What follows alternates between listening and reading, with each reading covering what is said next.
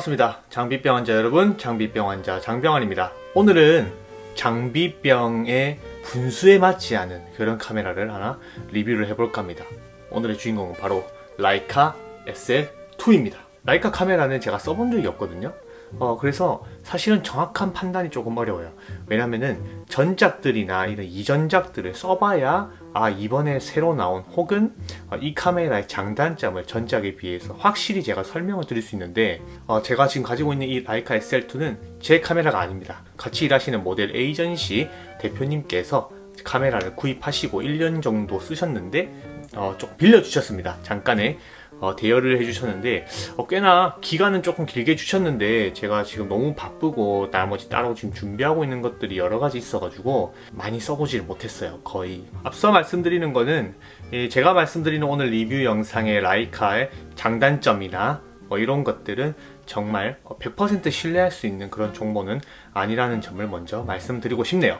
이 카메라의 외관부터 한번 살펴보겠습니다. 라이카 SL2의 첫 인상은 정말 무겁다입니다. 진짜 무거워요. 카메라가 제가 D5를 쓰고 있지만은 그런 수준의 갭 차이가 아닙니다. 거의 이 정도면은 진짜 쇳덩이 들고 다니는 수준, 그렇다고 보실 수가 있겠습니다. D5 같은 그런 카메라들, 특히 이제 플래그십 라인들은 그립감부터 이제 세로 그립 일체형이기 때문에 굉장히 바디의 밸런스 자체가 좋아요.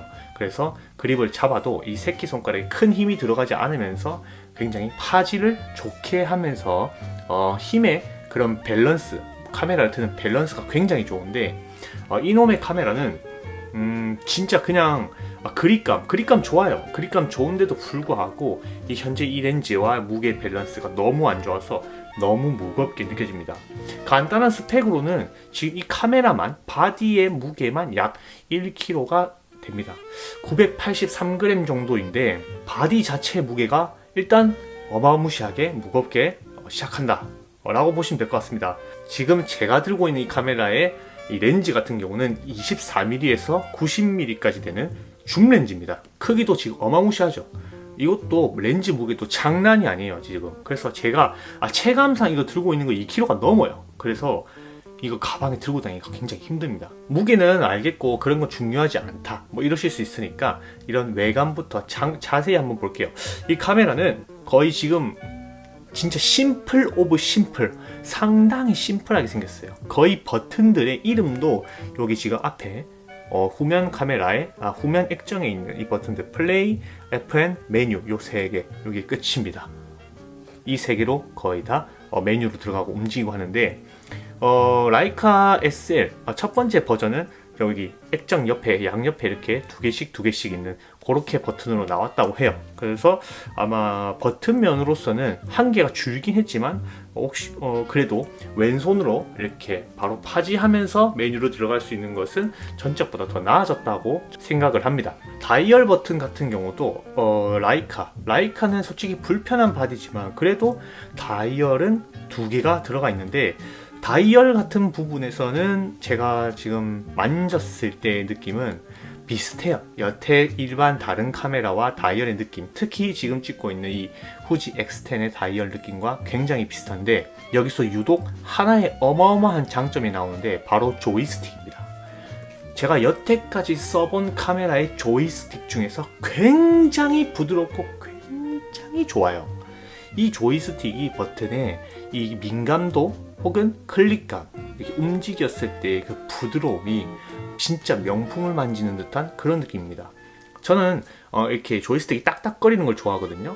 그래야 내가 안 보고도 내가 조이스틱 오른쪽으로 움직였을 때 딱 거려야 잘 한 칸 움직였다 라고 느낄 수 있는데, 이 조이스틱의 이 민감도가 되게 딱딱거리지 않거든요. 하지만 이 딱딱거림이 없는데도 불구하고 진짜 부드러워요. 그래서 이 조이스틱의 이런 만듦새와 이 체감의 느낌은 가히 제가 봤던 카메라 중에서는 가장 좋다고 볼 수가 있겠습니다. 자, 이렇게 버튼들이 굉장히 없어요. 진짜 심플합니다. 없습니다. 바디가 되게 고급지게 느껴지긴 합니다. 왜냐면은 이 그립 부분에 있는 이 문양들이랄까요? 원래 일반적으로 고무를 넣잖아요. 근데 이 문양들이 굉장히 고급져요.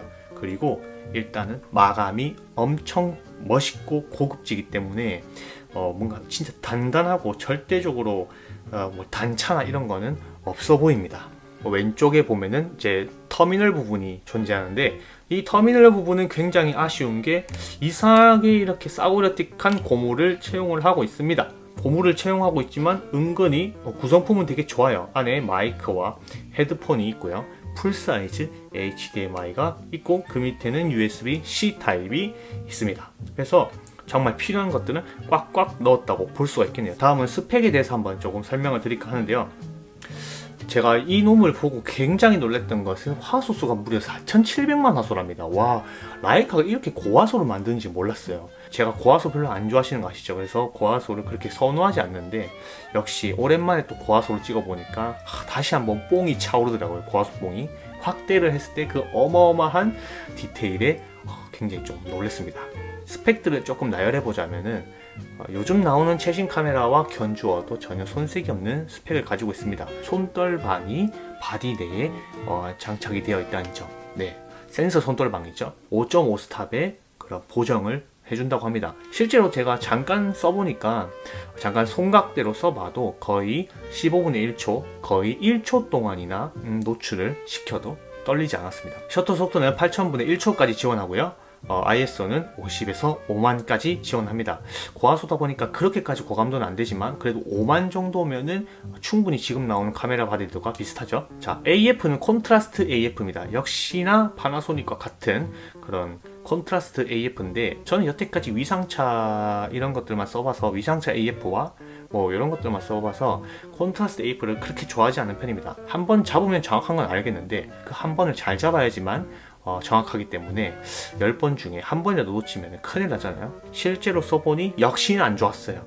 저랑 콘트라스트는 안 맞는 걸로 또 한 번 검증이 되었던 시간이었습니다. EVF 뷰파인더의 화질이 576만 도트라고 합니다. 와, 이거 어마어마하죠.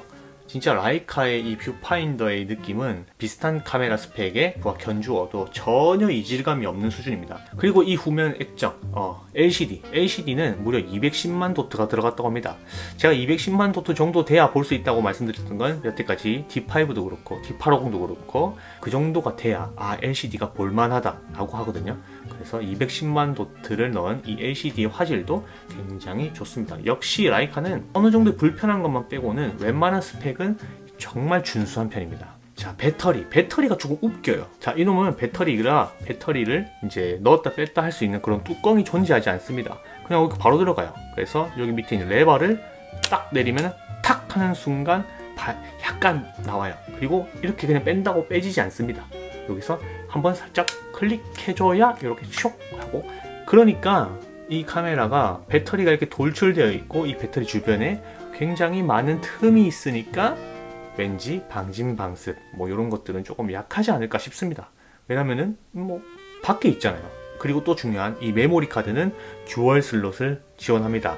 4700만 화소 정도니까 듀얼 슬롯으로 채용한 것도 좋지만은 아무래도 그 빠른 메모리를 써야겠죠. 그래서 아마 UHS-2 규격을 지원할 거고 메모리 두 개 다 조금 빠른 걸로 쓰셔야 될 것 같습니다. 제가 이걸로 찍어본 사진이 많지는 않습니다. 제가 오늘 급하게 그냥 학동 사거리를 가서 조금 찍어본 것들이 거의 대부분인데 제가 이걸로 상업 사진을 찍지 못하겠더라고요. 왜냐면은 4700만의 고화소도 그렇고 이게 상업용으로 쓰기는 많이 불편한 점이 너무 많기 때문에 제가 이걸 광고 촬영이나 이런 화보 촬영은 아직 해본 적이 없습니다. 별로 할 생각도 없어요. 이거는 왠지 취미 카메라로 혹은 뭔가 그런 부의 상징인 듯한 그런 느낌도 있잖아요. 라이카 SL2의 외관과 스펙과 제가 느꼈던 단점과 여러 사진들을 한번 보셨습니다.